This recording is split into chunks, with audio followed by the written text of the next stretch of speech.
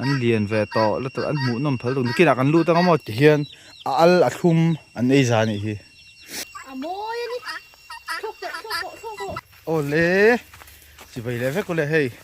wena hian omo manen Hlondo Farm a kal do na kan Guinea fowl te kan Saiar te kan tlawh ve zoi don ni hei Hlondo Farm hi MZU ram chunga oma MZU ram chu campus chung ni si ma se MZU ram chin si lawa i hetian hei me kanu office ka hruai chang hian kan tlawh ve zo zo thina ka music class pek lo ni anga te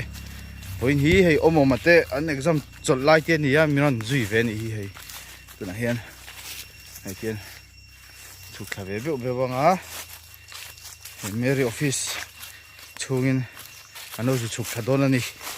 Hlondo Farm hi meri te thopui pazowa huan ani a rem changa lain hi kan da ve ma se an Saiar win thinwal to a Guinea fowl hi chu pani kan da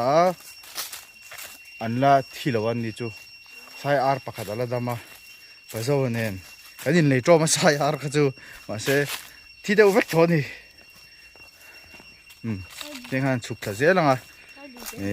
an thing thar em lawang tinai kal chung chu rei vak lo kamha kal te hi ain ha tight spring ra utwa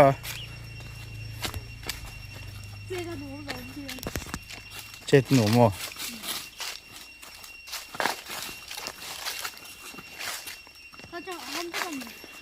ram vek ni to so ram vek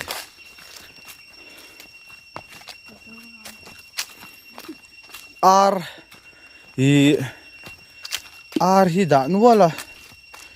rainbow rooster te chuanin zobo te poning chu chuanin varaka da nual poka ila kal lo tro hi oma i voi khat kal tur oma voi khat kal tur ni ke chu tian kar khata hian voi ni te ka soi thina chu soile soinu ka class pek lo ni anga ka ol ve ni anga hian meri office hi chuan tinga chuan office lo ha ngun gut ai chuan ka te ti hian kona ten ka lo zu chuk thade je la ke main tham nuam deuh ma pon video kan lo upload to kha tham nuam ve pa ngai deuh ma ta te chang ka lo om mai mai le ran mu shim hi ha dam thak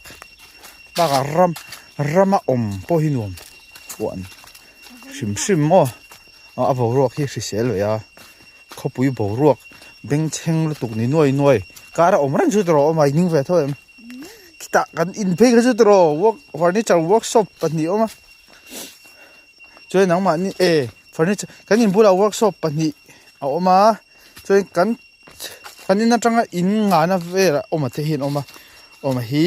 kanau che fa pa ne anin moi workshop an nei boka furniture workshop le steel fabrication an ri noi reng nin an mani in po chu Guinea fowl ani chu kak ti chu mo da thing phong ma ki an karon hon zeu thing khamo an lo khat lu tuk ma se he dai bal ha an him ve le deuh hlek ton hi pa zo phun hi tu na hian chu lo ram chu Guinea fowl ani chu kak ti mo an tet lai chuan va mim no te nang lut va mim anang varaka ni chu hei varaka nam nual bo mo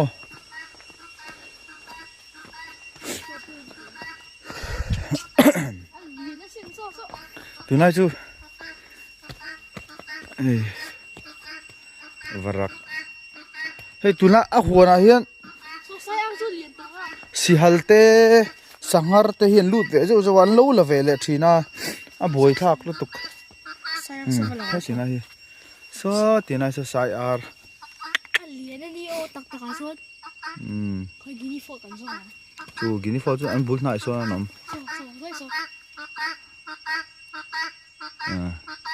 anh liền về tỏ là tụi anh mũ nằm phơi luôn kia là anh lưu tao có mò chuông trên cái anh đòn nè chuông trên cái anh chọn nè chiang rồi em ấy tao trong chọn kia là buộc phải chắc anh peng không mò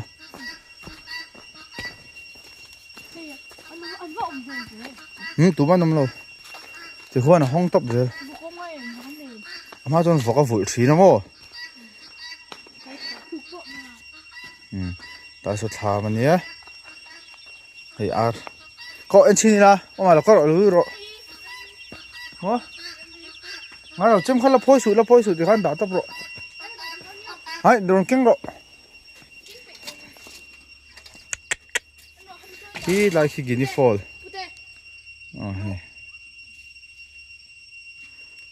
hey alo kal zan mấy Guinea fowl po khá là đấy rồi ar ai cho nên liền rất Guinea fowl đi hey anh liền về tao tục tu này hiện thay sang anh đi về tao thay li thang à về chung đi về tổ mấy thầy Saiar hi ồ bằng anh thi đó rồi Saiar sao liền xin hey Guinea fowl anh nhé Guinea fowl thì không ai bắt khai tao không ai truyền pa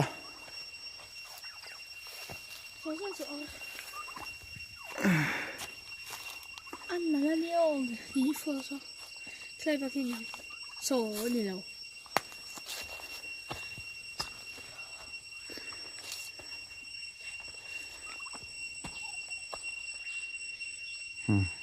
sao bị sao liền này sao lại varak anh nấu te mà như thế han pui pathu min nấu ăn xuôi mo pariat te som te anh xuôi nấu te mà sen nấu bầu đuốc to tăng công te nan e a anh nấu mana sangarin anh eng nấu boka cho nên si hal in chang le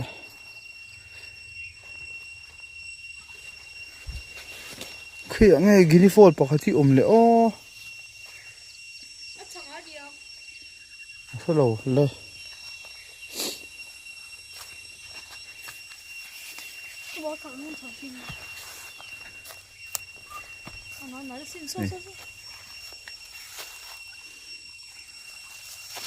anh liền tao thực u nào mình hin tiêm mà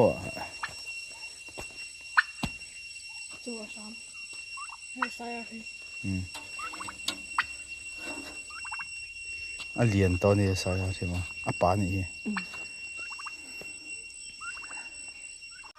hết thì cần giống chả rất là Guinea fowl hi arun chuộc lol mấy bạc hạt rồi hết thì khu tế thì hiện Saiar anh đi big tí point sẽ là Guinea fowl anh đi big tí point sẽ là hay và ra khâu nè hiện thì hiện anh nghĩ đâu hiện anh ông khom với không à ar khâu nè hiện chơi này đủ mi cho cái bèn châu buộc phải cái dục lang không à chơi này đủ em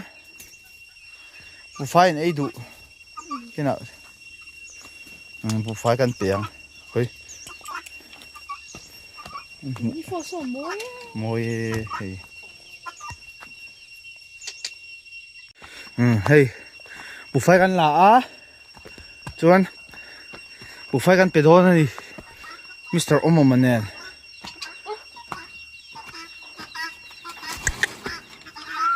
cô lên nó có đôi lên tay ta ở rồi là hắn bị tóc rồi nó cao sập sập nè hết tay hết rồi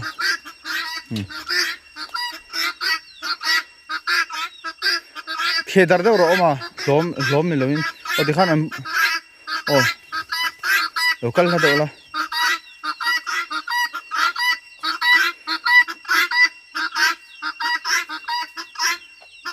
thì hắn đủ tóc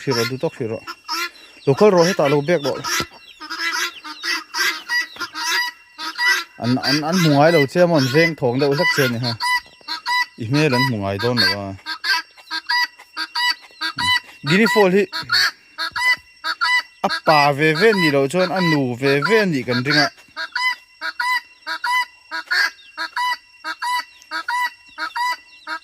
engor o hi apa zo ka ni mei thei hi nu zo ka ni mei thei anin len hei dana hian mo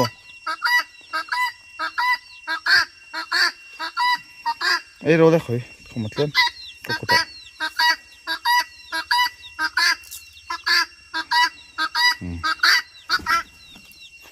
Guinea fowl hi chu an thok thei ka Guinea fowl te hi ka lei khan ris lak ve do le ka nga ya enge anu enge pa khan siat sang to si lo kan thlang ris top top ti khan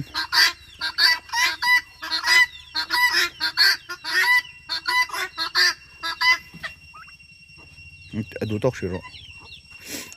Ngon beng xanh Guinea fowl đi. an sam vak vak ze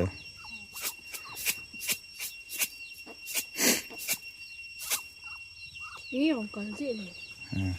Missing ang ngay naltok.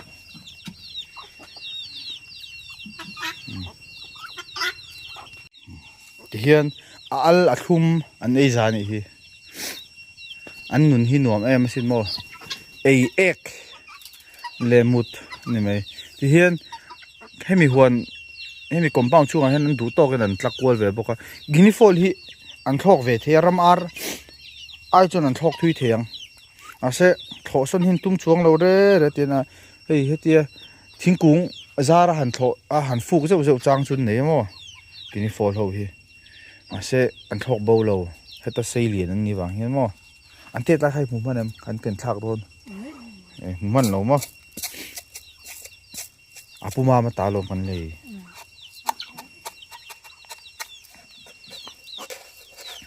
Khi nào miêu kia ấy được. varakhi mo ama chan an tam lu tu ka mo chu no te kha som te pariat te nei hei an lian to ni then chu chun som te pariat ten sruai thu pa ma se e sanghar te sihal te Anlo tangkong ta khan Anlo e thina hei warak te poi hei mul heng ho hi mul hi an tan hi mo a thla hi Khi xuống lu. a chan chu an varaki chu tho bo zeu hin chinga chu wang chuan tan ve do hin nga ya kha i ti dar le thina ti khan tlan dar ti le thin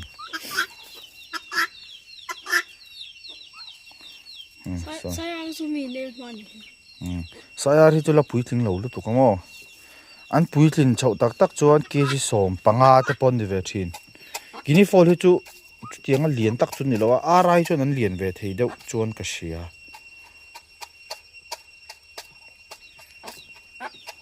varak kal nam hi among a seik cha cha to Poppy cả đàn. popi kal nan Anh hát nào rồi.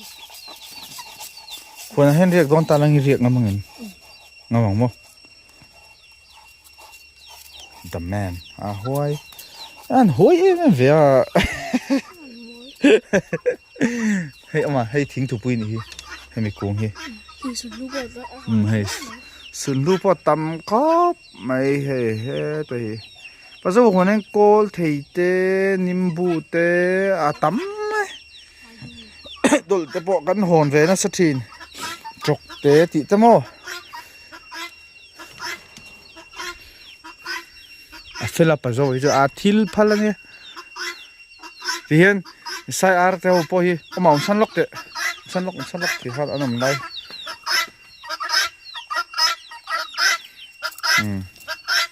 an sam char Ai tập thấy đâu so phê phê. ei me ro sam na sa the a kan thom an se to cho ma tia sam char cha ka chho te hian hei min nge na ang deuh la kian ka kalsan don te hian mo ti han min au zui vak je Hey, à không thấy này. khoi jok Saiar đi. ne a trial dan hi tro de Guinea fowl te poi an Guinea fowl đi amam vậy. an trial dan hi mo te o enge Hey, mu rong về là. Và hôi gắn về đó nem. a ti han ei vek lo ti hian tu soi le soi ni china ka soi lo a cho hi kan keng ve zo renga boiler chopa nga hi kan lei thame ya ti hian ăn sao còn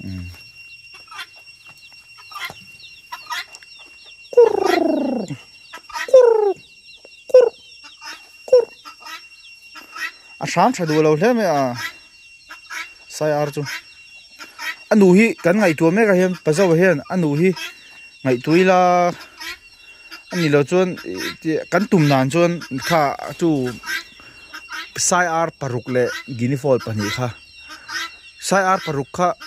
kan han lei phota chuan nuwa Guinea fowl hi a hranin ka zuk da le ka lei le Saiar ta kha chu ti khana chan ve khan kanin tum sema chuan Saiar hi kan tum dan chuan in thla pun tira om chuan heta no te te po in thla pung vak se arem chan da nangin han thral chawi da te kha kan tia suma han chan chau tir ma sa kan tum da nang khan thil kha kal ta lo lu tu ka an thi ta pe pe se hei anu hi kan ngai tu thale don ani te tanga khung ho an ni boka te line kan khung ho wa ti khan anin ngei khop me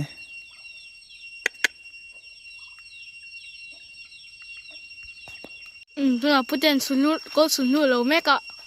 Cô sún đây sún hú lắm mỏ hay chúc sún hú lắm sún lu có sún lu lâu à tâm anh nhẹ khi này vì thế đâu ấy thế ạ balance thiền vang ai rồi cái gì này là xin đấy hey bị lồn tổ ai chôn tổ anh là con vuộc thà cái chả khom lấy vác ai chôn tổ nuông rộng đó mà à hả thà cái mua hạt thà vuộc thà cái lẩu cho nó một ít khop lắc cái lẩu nó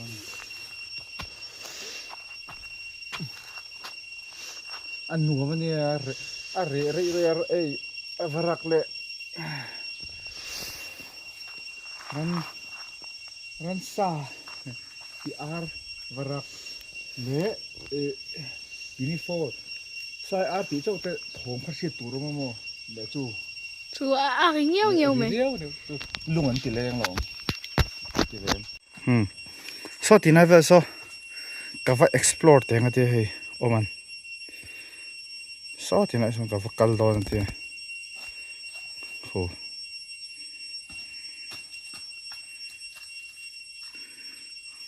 mà tao cái gì huay về nè cần pate hi chu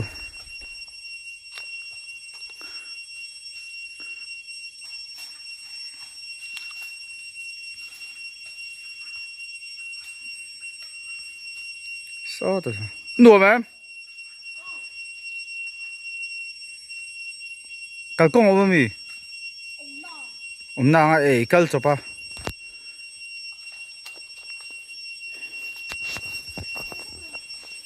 ôi vắt luôn á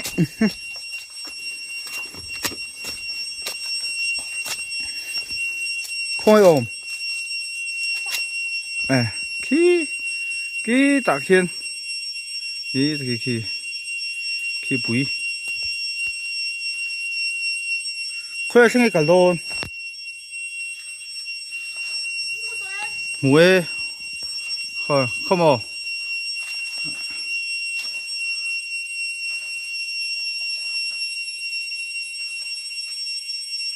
à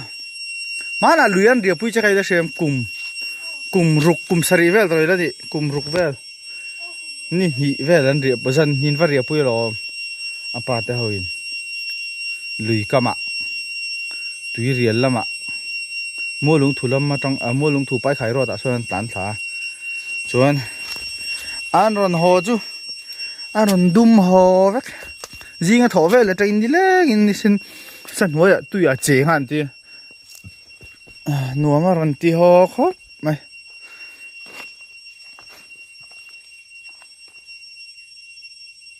ipe una ron phe me ro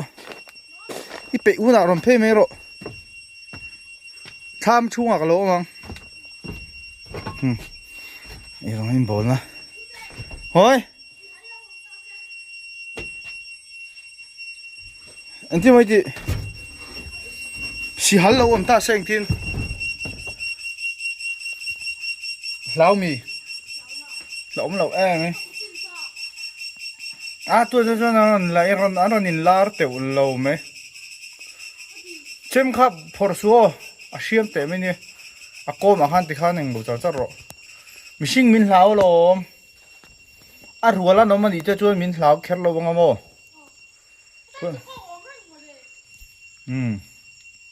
sang har te po no mà sẽ hey kan tho man thia chun thì han an tlan an bir te yang tu na cho mo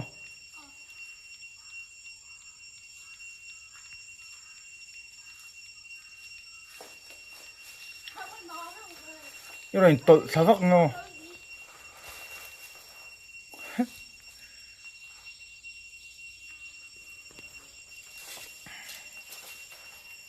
hi po hi ram kal nu ram kal hi nu man ti khopa kia si vela kan hua na te le ok mà ni rama kan throi te hen vak kol sa thei rong hi mà ni ram chu ngai jon thang luya te lui kor vel te mo thang le lo zo te han tui te lo khua pa tet line pon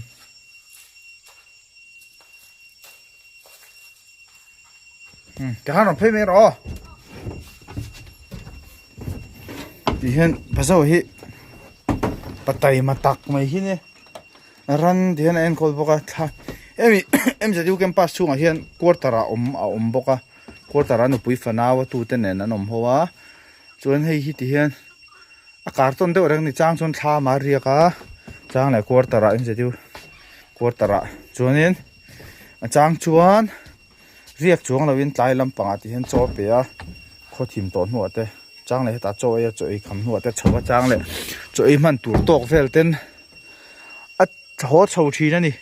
mà ní đâu ạ khu ta mi rùm thà hiện cái chục thà char lùi cái giọ thà char rồi tôi cái dục khor đó cả anh nuông về ní mà sẽ vòng vào thì mình dục mà sao hay hết tay ra đi tu tham nghe cái sao rồi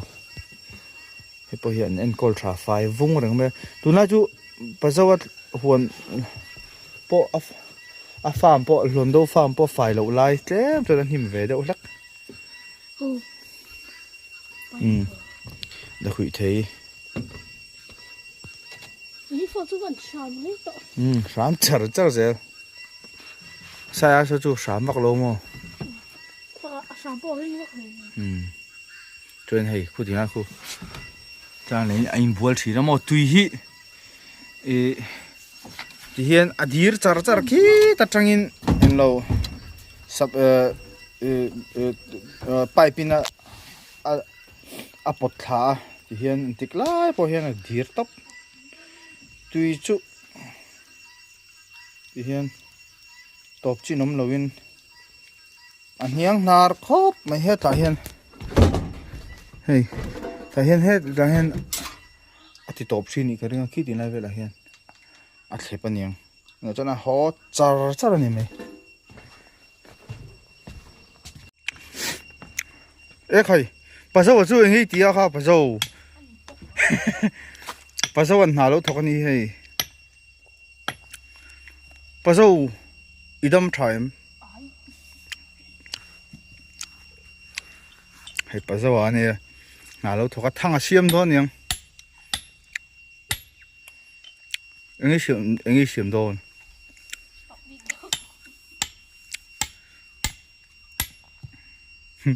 so ta sa Guinea fowl an lo ta chuak a ko tina khon an liam tha chet ha ti hian an talut vele me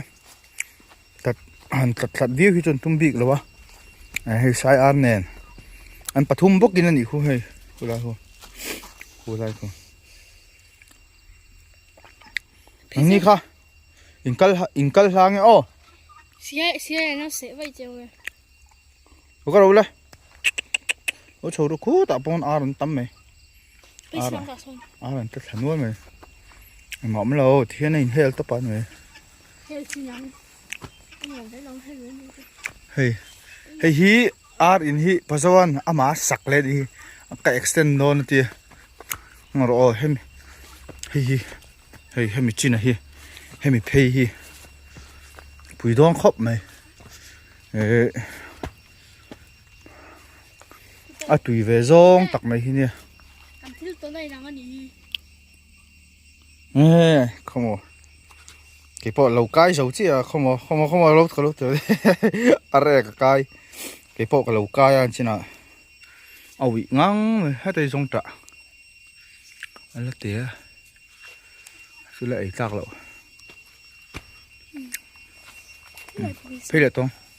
Khoan. có bị đâu Ê, còn thấy đâu thì sao? tụi chúng phù thị hết tiền chầu thôi nè hàng qua đây tụi chúng Đây rồi. Con này con cắn là nó đâu thì ông con nó thấy đâu ông. Con chỉ nào. Đúng rồi.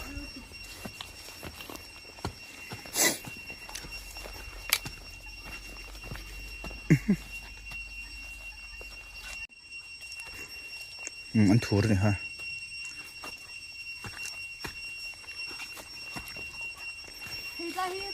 Anh xếp thiếu cái ngọc này đó anh tin là Guinea fowl hậu chụp thác đang hay chụp thác à mò ít chụp thác chả chuẩn lùi anh mày anh xin là các bạn lo anh nhìn bục em vậy sửa tôi nào thôi cái nhìn cháy này mình lo phải khóc bao hay cần thác sám aspect cái keng sám mà lùi cal phải khóc thằng nó về nó thằng có luôn thằng khu thằng làm ăn dục tát thả hay là nó trâu lên này không tuy chén xin xe anh nhìn duy reng mấy gì mà bắt thum hiền u nào mà nhìn kia species đang đấy anh muốn species đang ăn gì thì sẽ lâu sim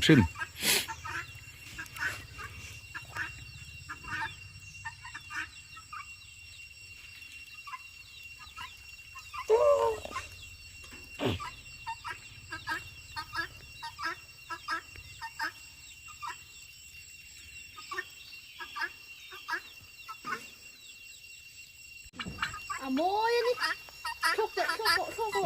thúc rồi